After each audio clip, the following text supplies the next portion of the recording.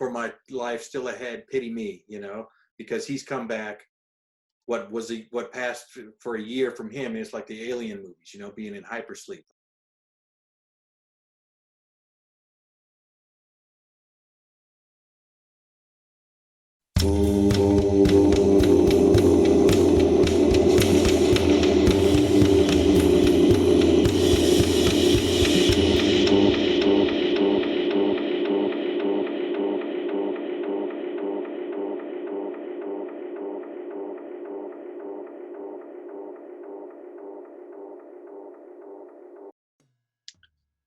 Okay, so we made it up to number 9 yesterday.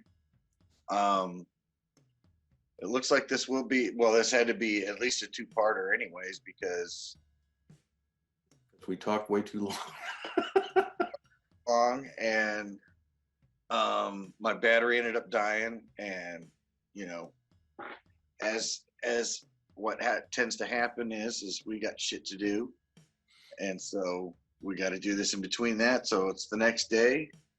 We're continuing on. You brought up a good point. I did not show that I had this record. So I do have the US press of Queen's Greatest Hits, which this is Queen's top selling album. Yes. And I do have these ones, which are totally not going to be Classic Queen. These ones were not counted. So that was the different greatest hits from 1991. The track listing for this had no bearing whatsoever on our listing, but those are the greatest hits ones that I have. Yeah. All right. Well, we'll go ahead and fire in here. What was your number 10? My number 10, so I didn't want to bring this up when you picked Battle theme yesterday, but mine is The Hero, which is basically a mashup of Battle theme and Flash's theme. And it has some lyrics to it, so it was more like a song. So in trying to pick something from the Flash Gordon soundtrack, it was the other song that was very song-like and not soundtrack-like. But it features that same bam, bam, bam, bam, bam kind of guitar bit in the first part with some lyrics. Right. Then it segues into more dum, dum, dum, dum, dum, dum, dum, dum. So, The Hero from... I thought about putting in that album, or that song too, because it had a little bit of everything in it. But... And so, yeah, again, realistically, I wouldn't have put it on because it contains a chunk of Flash, the song. It's sort of a reprise. Right. And that was part of it for me, but the other part is it didn't have my Brian Bless going, dive! All right. My favorite bit in that whole soundtrack is Brian Bless talking. Yeah, but so that was reaching the straws a little bit for me. That was the 19th track that I selected for my 19 tracks when I was trying it, and I said, oh, okay, let me come up with something from Flash Gordon, because otherwise it wasn't going to be represented. So, well, my number 10 is from Sheer Heart Attack, Dear Friends. Which I love. I didn't choose it, again, because this one, the opposite of the Prophet song, that one's so short. But I love to sing along with it. And I love the harmonies and stuff. I love that as a song. I can't believe it did not close Sheer Heart Attack, the album, because it's so obviously the closing track. And yet there's still 5 tracks or so after Dear Friends on the album. I'm trying to think. It's not even like the beginning of one of the sides, I don't think, either. No, it's just a track that's in there. Yeah. It's definitely a deep cut. Yeah. But it's just a beautiful song for me. Yeah, it's a beautiful song. I love it. I love to sing along with it. And it feels like one of those epilogue songs. Like you have your big finale song, and then you have this minute and a half, mostly it's quiet, harmonies, piano, and there'll be no crying soon, and that just do do do boom, album over. You know, to me that's the way it should have been. That is my first song off of Sheer Heart Attack. There you go. So I had Stone Cold Crazy yesterday, and it looks like a couple coming up today, including my number 11, which is She Makes Me, Stormtrooper in Stilettos. Ah. I'm trying to think here. Let me pull that out. That's not the one where they go, oh, la, la, la. No. I think that's the reprise of In the Lap of the Gods. Yeah. But I somehow, in my mind, I pair those two songs together. So She Makes Me is Brian May's song, and I think it's the only song that Brian May actually sings lead on Sheer Heart Attack. And it kind of has a moody blues feel to me. The limited moody blues that I know anyway, but it's kind of a bit of heartfelt sweep to it, and just kind of a plodding boom, boom, boom, boom, boom, boom, boom, boom. And so I like it a lot. It's just very atmospheric to me, and very, very cavernous song. I think that's what gives it that moody blues feel to me, that it feels like it's just really echoey and takes big. Up a lot. Yeah. Which is a weird way for me, I guess, when I think in visuals, you know what I'm saying, when I hear something like that. Well, my number 11 is up there in my top 5 favorite songs by them, and that's Doing All Right. So yeah, I expected that from you just because you've talked about that song before. Yeah. It's not on my list.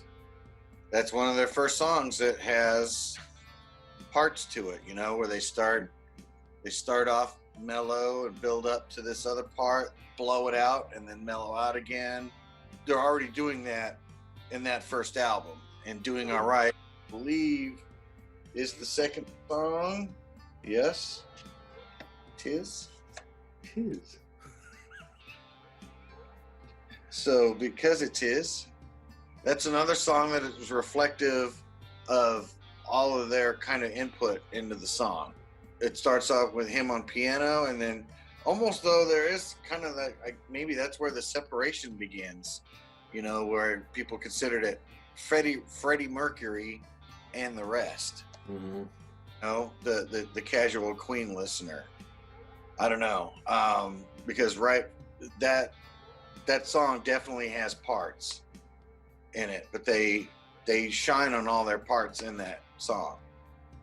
But I just like how it goes from understated operatic kind of, and then it just moves into, a totally hard rock song. I just love that.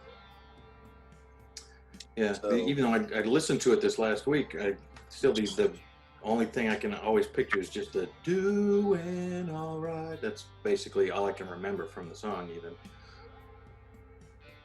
It's one of those songs where even if I haven't heard it in a while, I can get right back into it. So I might not remember it off the top of my head that well, but while it's playing, I can be in sync with it all the way through.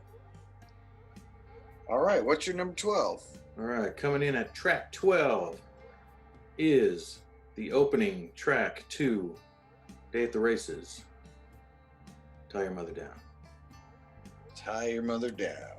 Now I have one of the pluses of having the greatest hits or classic Queen, whichever compilation it's on. The album version obviously starts off with a big dun dun dun dun dun, and then kind of the drifting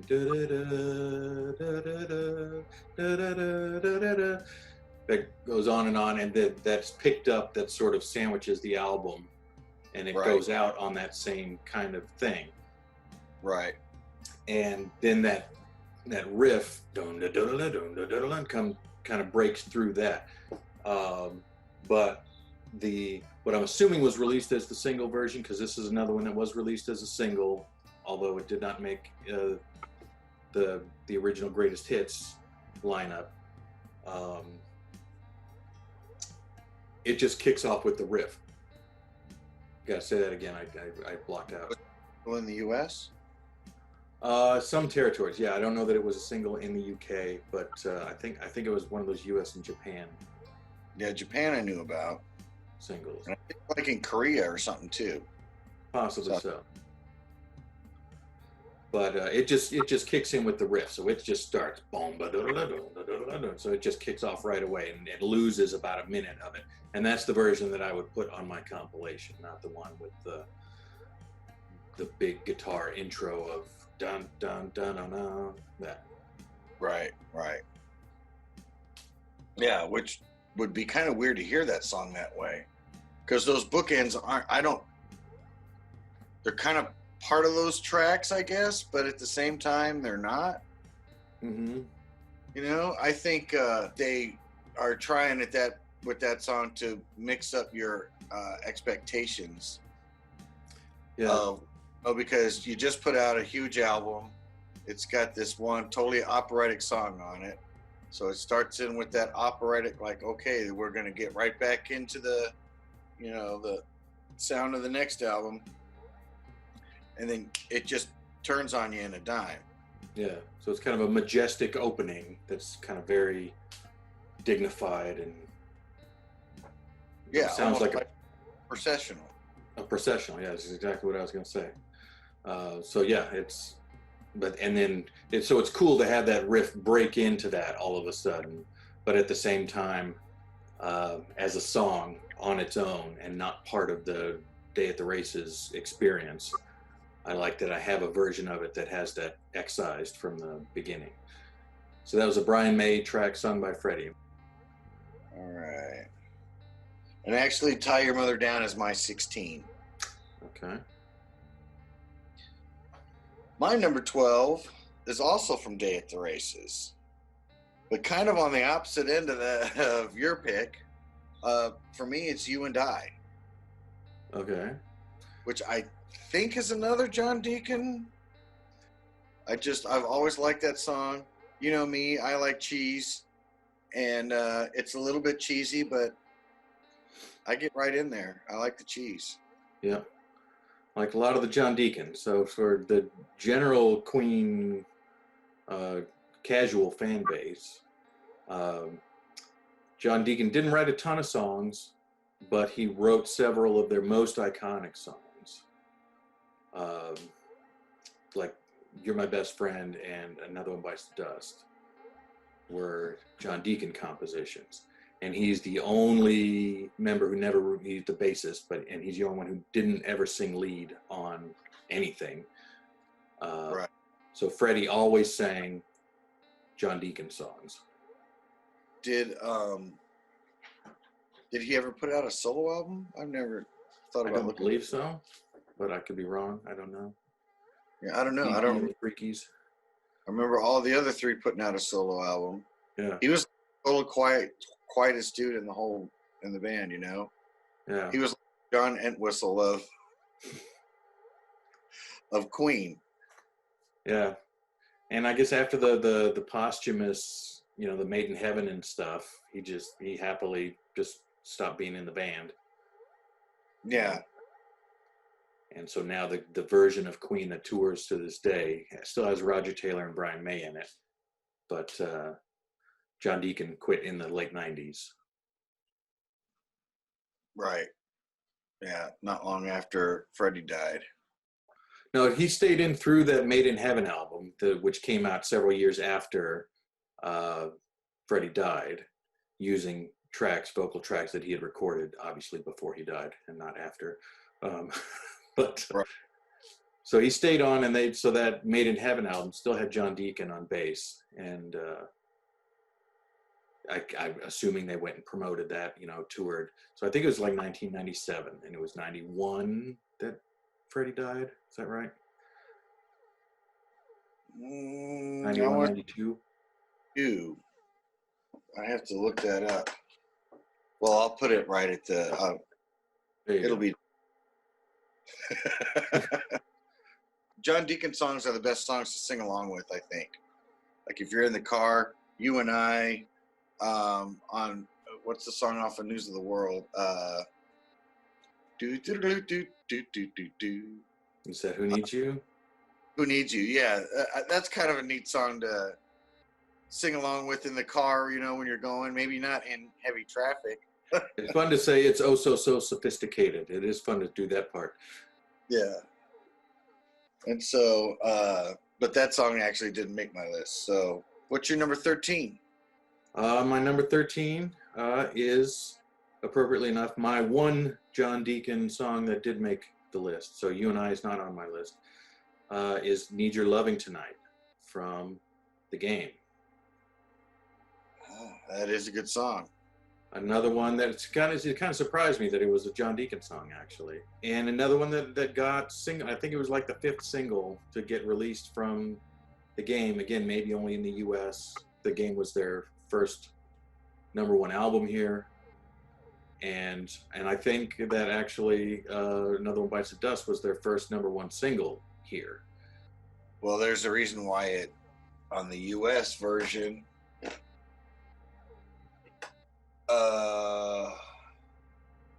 Bohemian Rhapsody is the 2nd song, because I believe Another One Bites the Dust is their best-selling single in the U.S. Anyway, Need Your Loving Tonight. It's a great, I would say, in that vein, it's just a great little song. It's maybe a little rockier than a lot of John Deacon songs are. A lot of his are very nice songs. And this one, it's a nice song. It's maybe kind of 50s throwback-ish. Right. But a little more on the guitar and a little less on the politeness. His songs a lot of them have a component where, like, you go, oh yeah, that's jazzy. Oh, that's poppy. Mm-hmm. Oh, that's very Spanish sounding song. I don't know, but yeah, I think you hit it on the head. He has nice songs. They're not Death on Two Legs or anything like that.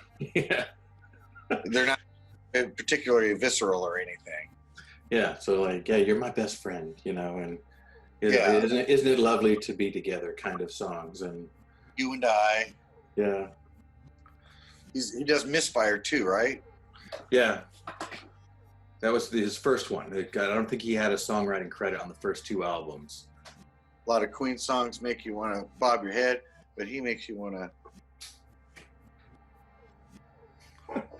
Yeah, he. My line was, if it felt like a song that the Carpenters could cover, then it was probably a John Deacon song. Yeah, pretty close. Yeah. My number 13 is a Brian May song, "Good Company" off of Night at the Opera. Ah, and that ties in. I have that at 14, so that would be my next song to talk about. So you get to do 2 in a row. But yeah, "Good Company" is on my list.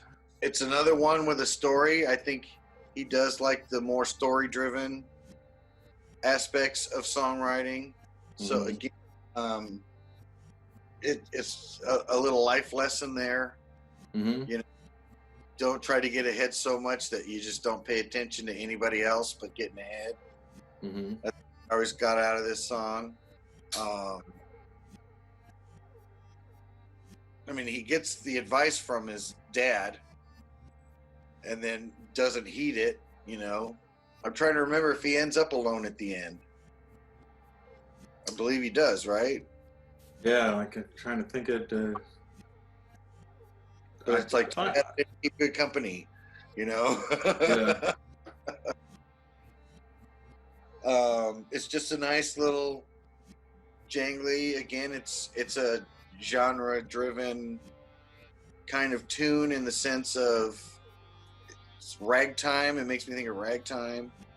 Yeah, it's like makes me think of vaudeville a little bit, but it's an old-time sounding shuffle. It sounds like a song from the 1910s. Ukulele in it is, and that's another song. So Brian May can do those kind of tunes too. Yeah.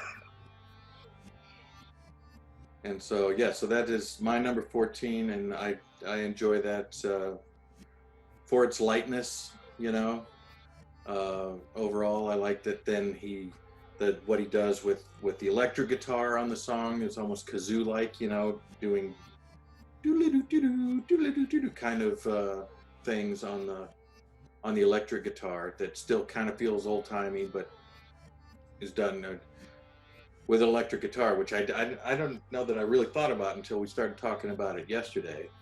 How all the orchestrations were basically Brian May on guitar through this entire era Right. of Queen, and so yeah, he would. They didn't need to put strings on or horns on because he would just do that with his guitar.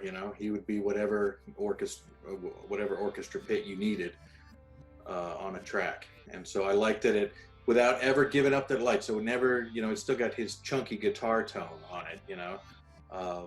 But even the electric guitar stays very light. It's more notes than chords, and all the chords are just carried by that shuffling uke or banjo, whichever it is, just choo, choo, choo, choo, choo, choo. Well, they do get an organ going in that song. It almost feels like one of those crank organs that that they played back, and it has a definite old timey turn of the century feel to it. I agree with you. It's amazing how really kind of no, maybe not, but it's just funny how you have a band like ELO that also is considered like an orchestral type, but they're actually using orchestral music, whereas Queen is doing a very similar thing, but relying heavily on their guitarist and probably a lot of tape. So that was also your 14. Yeah. So now you get to do another. My 14 is a Roger Taylor song, "Rocket," Prime Jive. That is one where we kind of discussed a little bit, in previous conversations about how that one actually starts off with Freddie, transfers into Roger Taylor as he sings the song as he goes along.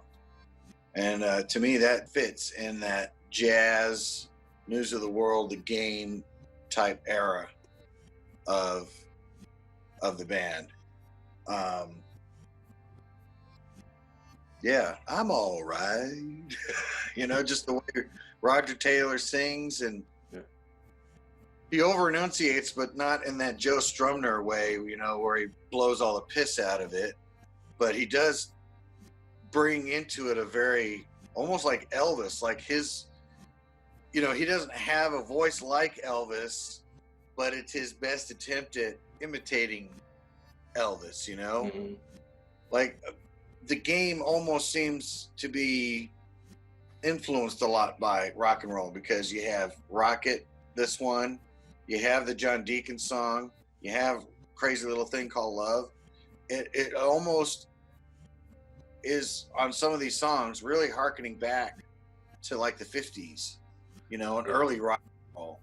Very stripped back, and was the first, if I'm correct, album not produced by Roy Thomas Baker. It was produced by Mac. By Mac, right. And it has a much leaner sound overall. Like Play the Game and Save Me are the two that sound the most throwbacky to the old Queen sound. Maybe Sail Away, Sweet Sister. Yeah. They did that old rock type sound, but not sounding as lo-fi, still having that production value to it that is known for. I know that they're a little bit rougher to hear live because their songs are so intricate on the albums. Yeah, and theatrical. And theatrical, yeah.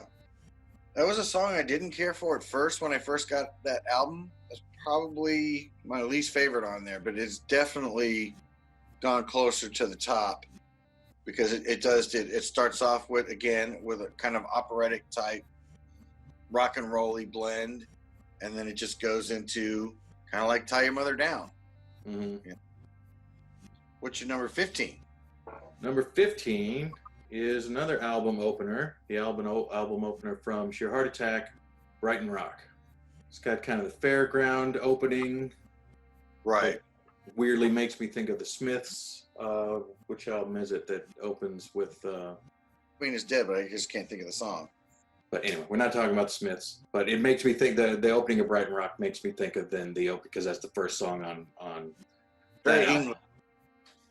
It's a very English pubby sound to me. Yeah. Yeah. So it's another very tightly told story, you know, not a whole lot of lines, but he sketches out a little story about, you know, sort of like a summer fling, you know. It has a scandalous Yeah. undertone to it. And it surprises me a little bit that it wasn't released as a single.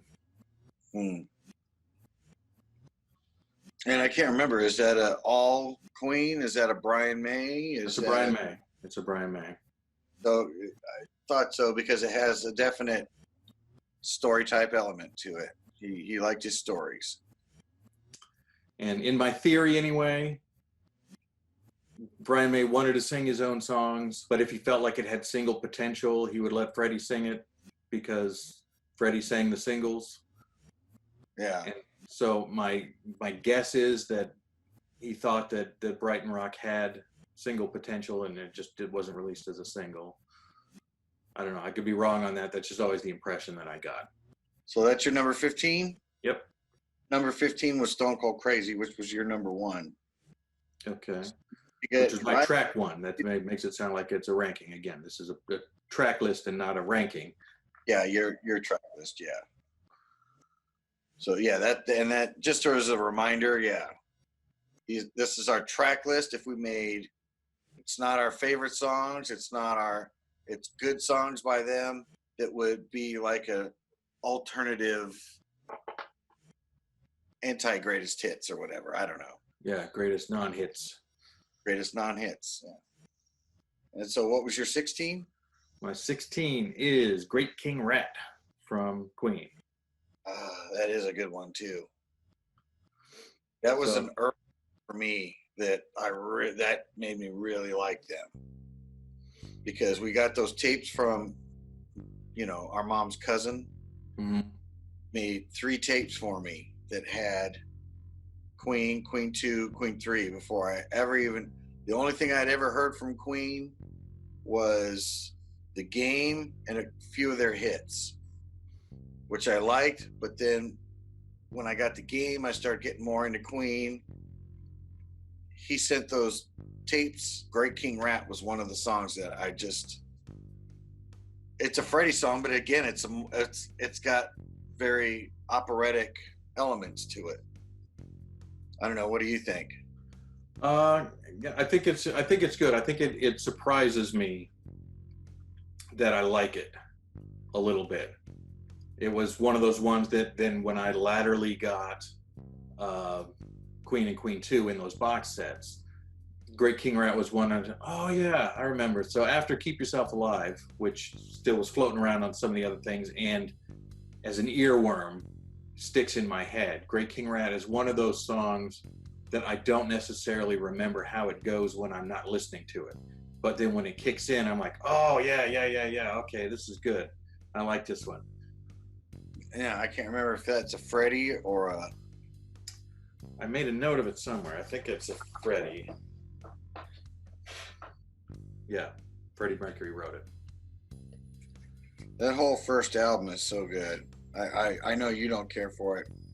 Probably, yeah, those first 3, I just think of them all as one big thing. I know that you've kind of considered Sheer Heart Attack the oddball in there. Yeah. But I just love those first 3 albums. They're absolutely incredible. Yeah, my take on it has been that Sheer Heart Attack is kind of where they really figured out who they were, that they had this sort of pomposity to them, but they could have a sense of humor about that pompousness, and right. It doesn't feel like a track like Bring Back Leroy Brown or some of the silliness, Seaside Rendezvous, and some of the stuff that came later would have appeared on those first couple of records, that I feel like the first two records are Queen at their proggiest. Later, the proggish leanings felt like no, we're just, you know, we're virtuosic, but not we're virtuosos, but not for its own sake. And that's what a lot of prog feels like to me. And then that's the sort of the sticking block I have with those first two albums, which is why they feel so different to me than the third album. So anyway, what song were we even talking about then? It was for number 16. That was Great King Rat. That's what we were talking about, Great King Rat. Yeah. So and my 16 was Tie Your Mother Down. Okay. So it's a little bit later. And so what would be your number 17? Okay, my number 17 is maybe my darkest dark horse. Tied with Action to Stay, and it's another Roger Taylor song. It's Drowse, which I feel like it gets buried near the end of Day at the Races. So it's my third and final Day at the Races track. And I wanted a real sample of that kind of blue collar rock that Roger Taylor, you know, that like with The Loser in the End, it felt like a sore thumb on that album. But that element that he brought that was very just like, isn't that what musicians do? They hang out in their garage and they, you know, kind of drink beer and play guitar, and you know, the blue collar feeling that he had. And I just love the closing line of that particular song, The Waves of Alternative, wash at my sleepiness, I have my eggs poached for breakfast, I guess. You know, just this sort of, living life.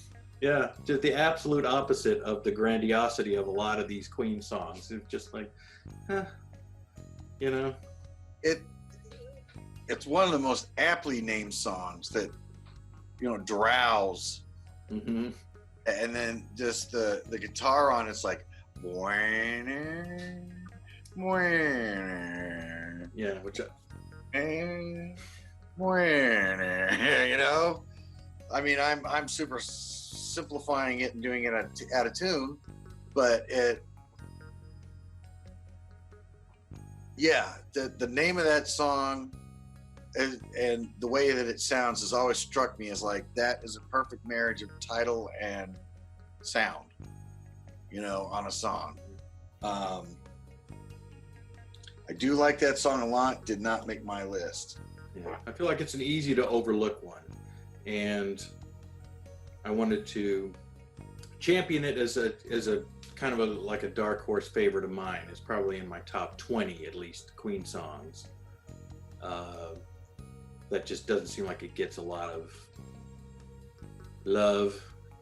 Roger Taylor's solo album, what was it? Was the one with the in his face. It's something in his face. With the alien on it on the front cover, and on the back cover, the alien's reading the comic book with him on the cover. Yeah. Or vice versa. Yeah. It'll somehow magically appear so the audience knows what the song is. But his solo work doesn't necessarily grab me that much, like on that album. Mm. But the stuff that he does on Queen albums, I do like a lot. I like a lot of his songs on, you know, there's something about when they all are working together, mm-hmm. they're better whole than they are of their parts. And so I do like his songs, and Drowse is one of my songs that I really like from him too. My number 17 is probably my dark horse too.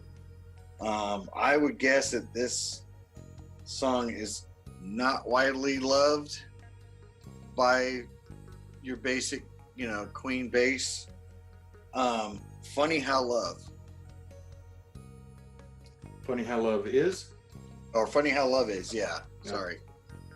I wrote it down wrong. And that's another one that was Queen 2 or something, was it? That is on Queen 2. And I'm not sure if that's a Deacon one or not. But that's another just feel good song. You know, it has no gravity to it. I don't mind love songs, but I don't like it when bands, like, one of the hard things for me with the Beatles was a lot of their early songs were just about love, Mm-hmm. you know, without ruffling too many feathers. It's like Christian rock.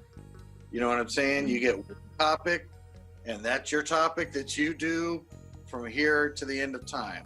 And Queen always did a good job on their love songs, but it wasn't just what they were about. And it wasn't like teenage love. It was, even though this does have a youthful feel to it, it's a more mature love song that I hear from Queen than what I do from, say, like the early Beatles. It's much more mellow, especially on a song like Funny How Love Is, to me. I don't know. Your thoughts? My thoughts are, again, it's on Queen 2, and I can't even think of how it goes. So I'm not going to sing it. my main thought is that the Fine Young Cannibals have a song called Funny How Love Is too. And so when I hear the title and I think of the Fine Young Cannibals song. Yeah. Yeah, it's just a nice little poppy love song, which I'm not opposed to, you know? Yeah. So what is your track 18? Track 18 is the phenomenal It's Late from News of the World. Touch of irony there. It's Late is also my 18. Oh, there you go. I'm wondering if we're going to have the same 19 then.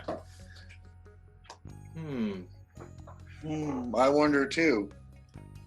Too Late, dude. That's another just big epic song. Yeah.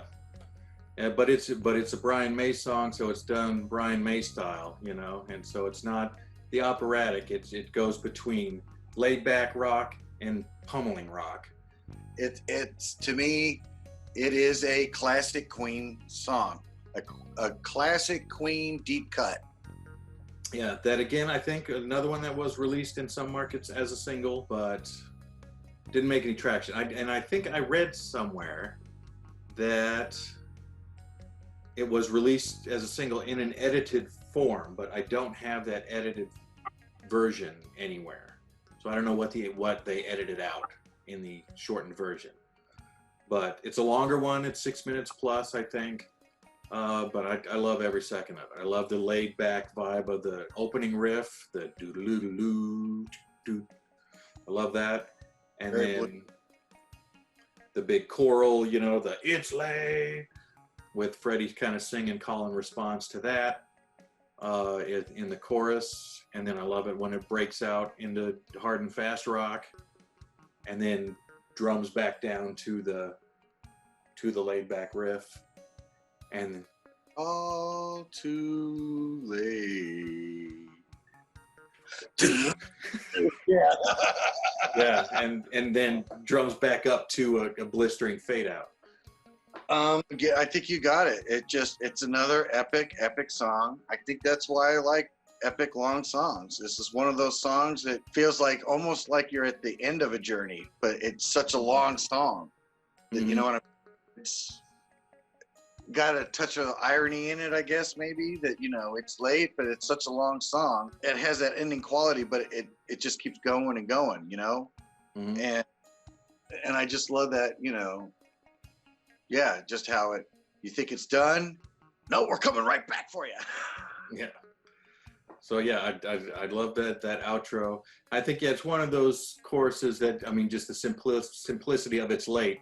I think like the first time they're singing it, it's implied that it's later in the evening, like it's late in the day. Maybe I should be going, you know. Right. But then by the end of the song, it's like, well, it's too late because of the decisions that I've made prior to this, you know, and there's no coming back from it. So it's one of those ones that sort of subtly changes the title phrase as you go through the song. It's a great song on there. Okay, so Why don't you, since gave that one and it was the same, and I suspect we might have the same last song, but I may not. But you go ahead. What's your last song? Off of Jazz. It's 2 words. Yeah, apostrophe. Ball. Dreamer's Ball. Yep. Yep, that was my number 19 too. Yeah. So we had pretty good on 3 songs. Yeah. And so that was the reason why So, It's Late and then Dreamer's Ball. exactly. I'm probably mimicking a little bit off of the Beatles' White Album, how it has the final song, Good Night, is just a good night song, kind of like a lullaby. And to me, this is a very jazzy, dancey, it makes you want to sway to that song. You know what I'm saying? So It doesn't want to move like that. It just makes you want to sway. And it almost sounds like a Cinderella story to me. Yeah, very much. I was actually surprised. I think it's a Brian May song, but I assumed that it was a Freddie song because he's talking about "You Take Me Dancing" just like any other boy. Sounded like a very Freddie line to me.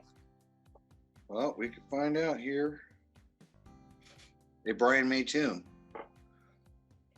So yeah, although Freddie sings it, and it's another. I mean, it's much slower than Good Company, but it's another that kind of has that shuffle to it. I imagine them singing this song with top hats on and, bubbles everywhere.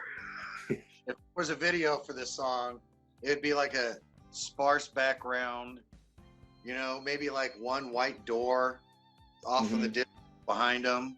And it's just them, not even playing their instruments, just lip syncing to the music, and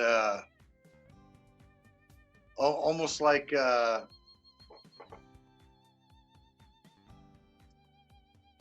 that one. They could. There's that Beatles song because Queen kind of always made me think of a mix between the Beatles and Led Zeppelin. Like if the Beatles and Led Zeppelin came together, you would have Queen. Maybe sprinkle a little ELO in there. But no, not so much on sound. Maybe that's like telling stories, but yeah, like kind of proggy elements in it as well. But Dreamer's Ball is just a fun song. Yeah. Like I imagine him doing like that Beatles song. I think it's Your Mother Should Know. And isn't that the one where they all wear suits and they all got, a carnation or a rose in their lapel, and Paul McCartney's got a black one? Possibly. Staircase coming down. It makes me think like there should be, like as it goes into doing the bridge, that you should have a shot of, the swimmers swimming and making patterns in the water. I forgot what the Busby Berkeley kind of. Yeah, the underwater ballet. Yeah. Synchronized swimming, yeah. Yeah, like the video would be in black and white, and it has a definite callback to history sound to it.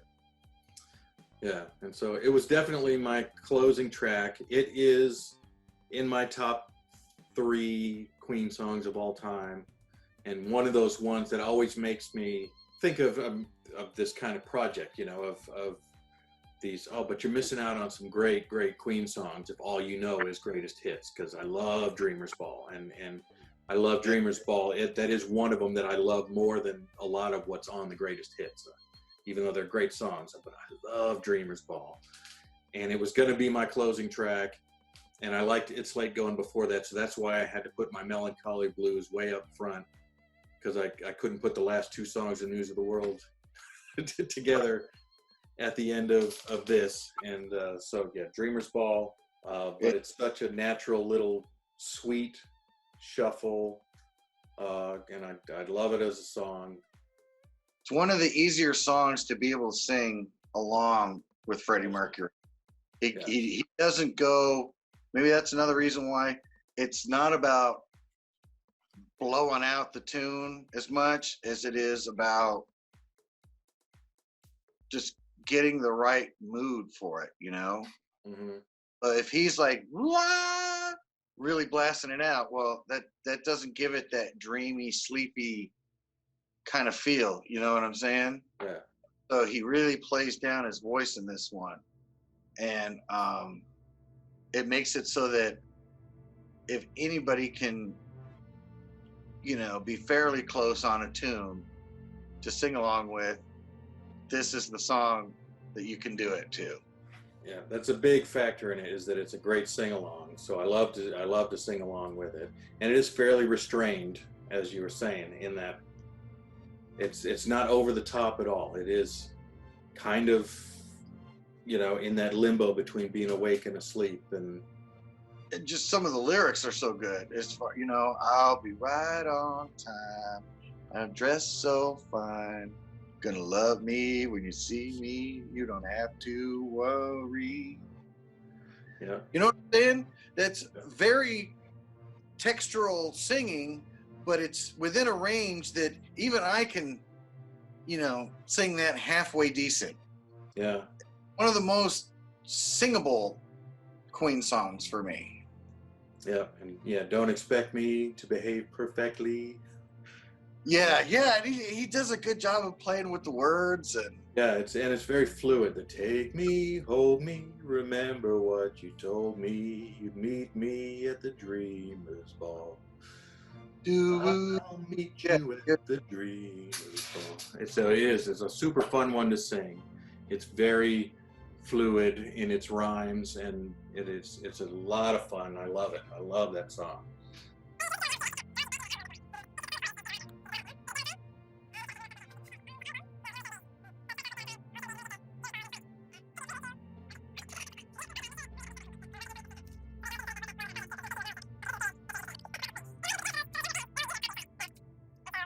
Okay, well, I think we've hit I think we're well over the hour mark at this point.